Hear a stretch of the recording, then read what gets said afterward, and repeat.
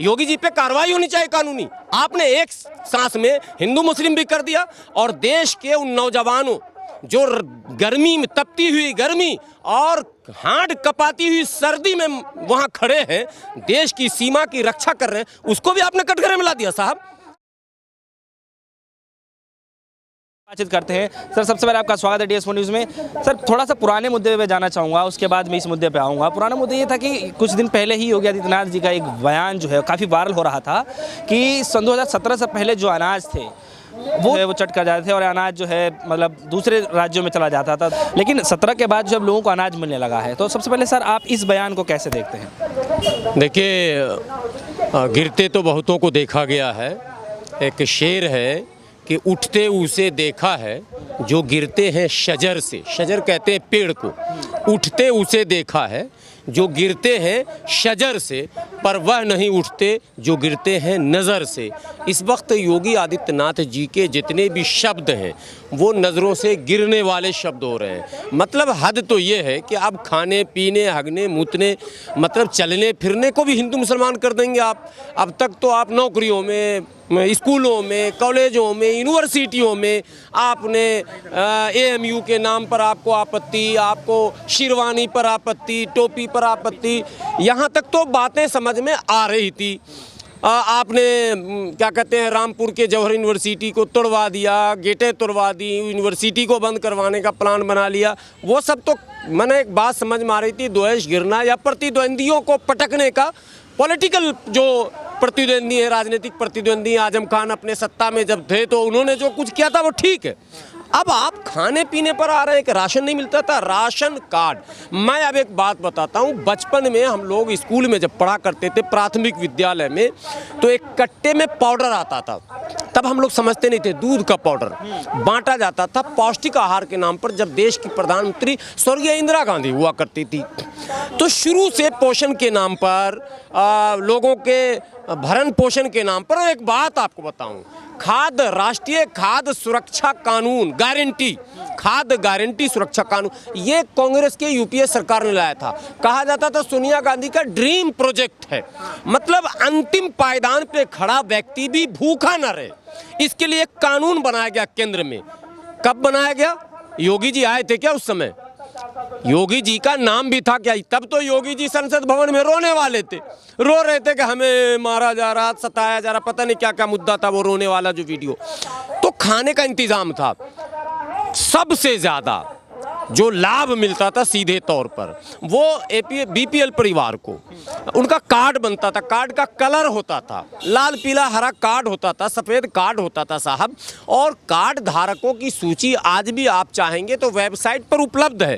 तो यदि सब कुछ रहते हुए नहीं मिलता था तो ये जांच का विषय था। 4.5 साल सरकार अगर चली इनकी, और अखिलेश की सरकार में यदि राशन सिर्फ अब्बाजान खाए तो सारे राशन डीलर और खाद्य उपभोक्ता मामलों से जुड़े हुए सारे पदाधिकारी और उपभोक्ता मामलों के मंत्री सबको ये जेल में चुनाव से पहले भिजवाएं, तब तो इनकी बात सच मानी जाएगी। भाई इतना बड़ा घोटाला, एक पूरे समूह को, एक पूरे वर्ग को आपने राशन नहीं दिया, ये उनका कहना।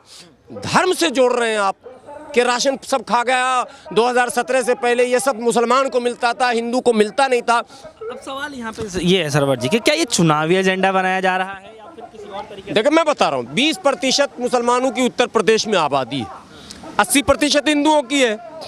80% को यदि राशन नहीं मिला 2017 से पहले, तो पहले इसी पर बहस हो कि 2017 से पहले राशन डीलर कौन था, BOCO कौन था, ब्लॉक को कौन डील करता था, जिला का खाद्य आपूर्ति का पदाधिकारी कौन था, फिर खाद्य आपूर्ति मंत्री कौन था, उसका सचिव कौन था।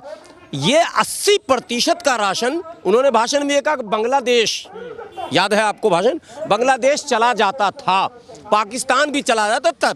हद है गिरने की भी यार, इतना भी इंसान गिरेगा।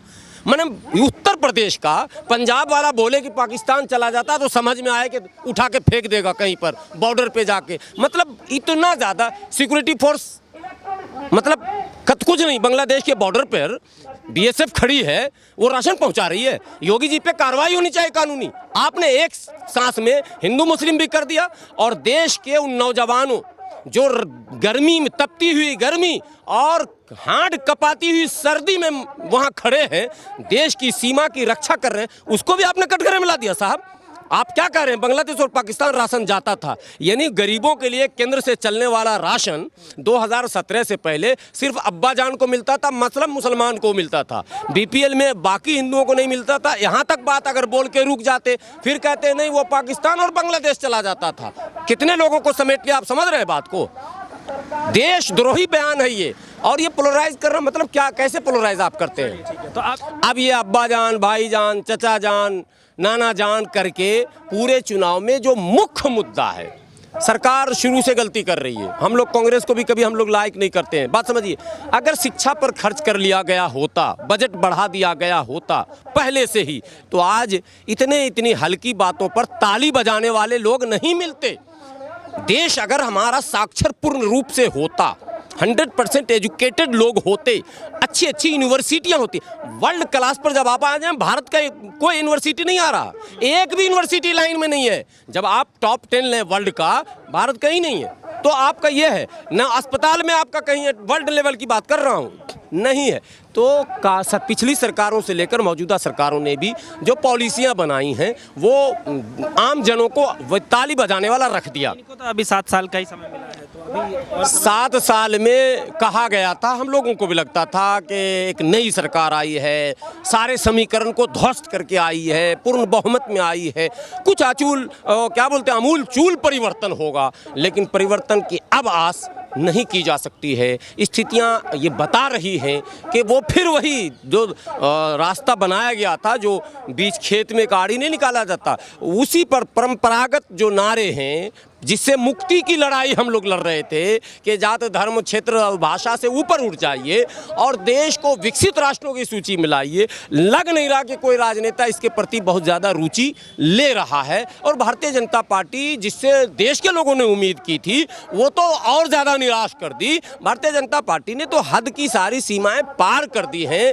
और अब ये ताली बजाने वाले लोग जमा कहाँ से हो रहे हैं, इस पर भी आप लोगों को रिसर्च करना चाहिए। एक सवाल मेरा यहाँ पे ये उठता है कि बार बार जो है कोई भी राजनीति में आता है, इस तरीके से बयानबाजी करके जो है अपनी जो रोटियां सेकना होता है सेक के चला जाता है। सवाल यहाँ पे ये होता है कि फिर ऐसे हालातों में जो है, जो आपका कौम है, वो कैसे देखते हैं कि आने वाले समय में जो है क्या सुधार के लिए कुछ कर रहे हैं क्या, कि समझने की कोशिश कर रहे हैं क्या कि इस बार ये गलती हम नहीं करेंगे? देखिए, बुद्धिजीवी मुस्लिम जिसको कहते हैं, मैं मुसलमानों की बात पहले करता हूँ, चूँकि समाज के नाते सवाल भी हम लोगों से किए जाते हैं। बुद्धिजीवी मुस्लिम का आज भी मानना है कि मुद्दों पर, मुद्दा मीन्स सड़क, बिजली, पानी, पढ़ाई लिखाई, दवाई, कमाई, ये इन मुद्दों पर देश में बहस हो और राजनीति इसी पर हो और राजनेता ये बताएं। हालांकि दिल्ली में एक प्रयास हुआ आम आदमी पार्टी के द्वारा, लेकिन कहीं ना कहीं वो फिर ट्रैप में आ गए। माने प्रयास हुआ, एजुकेशन और हेल्थ पर फोकस किया गया और एक नई बात आई, करप्शन मिटाएंगे, नई व्यवस्था देंगे वगैरह वगैरह। जनता ने भरोसा किया, जनता आज भी चाह रही है कि बदलाव हो, बहस आए। लेकिन अफसोस वही एजुकेशन नहीं, मुसलमानों में भी बड़ा वर्ग है जो ट्रेडिशनल लीडरशिप से मुक्त नहीं हो पा रहा। परंपरागत जो नेतृत्व पीछे से आ रहा, खतरे में, वो फलां चिलां, दौड़ो और भागो और हराओ, भाजपा हराओ, उसको जिताओ, इसमें उलझा हुआ है। लेकिन मुसलमानों को इस उलझन से निकलना पड़ेगा, क्योंकि पूरा देश उलझा हुआ है। अगर आप भी उलझे रहेंगे तो वो लोग जो उलझाकर अपना काम निकालना चाहते हैं वो सफल हो जाएंगे। हमें उनको घेरना जो हमको उलझाकर अपना उल्लू सीधा करना चाहते हैं। हम चाहते हैं हम उनको उलझा दें, वैसे राजनेताओं को उलझा दें तो धर्म की, जात की, खतरे की, इस्लाम खतरे में तो हिंदुत्व खतरे में, तो ये खतरे में तो यहाँ चले जाओ तो पाकिस्तान चले जाओ, तो ये सब धंधा बंद होना चाहिए।